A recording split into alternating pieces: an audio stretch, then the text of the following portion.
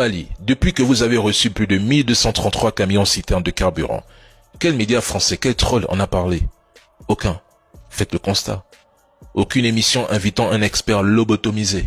Par contre, qu'un seul camion soit attaqué par les terreaux, et là vous les verrez tous en train de s'agiter, de critiquer, de prédire la chute du Mali. Pendant 5 jours d'affilée, j'observais.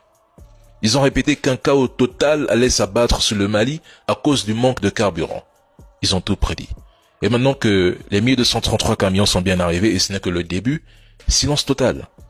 Ils ne parlent du Mali que lorsque c'est négatif, parce que c'est là qu'ils glissent leur propagande et leur désinformation aussi facilement.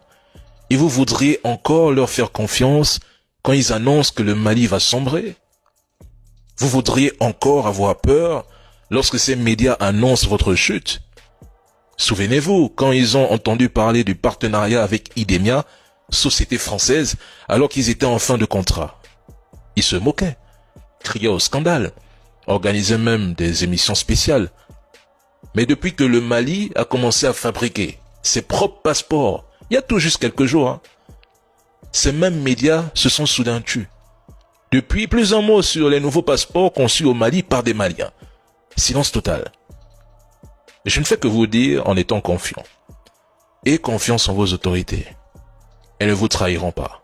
La vie n'est pas une course. Chacun avance à son rythme. Il n'existe aucune règle qui oblige un pays à être développé en 3 ans ou en 4 ans. Vous avez déjà surmonté bien pire que ces crises de carburant.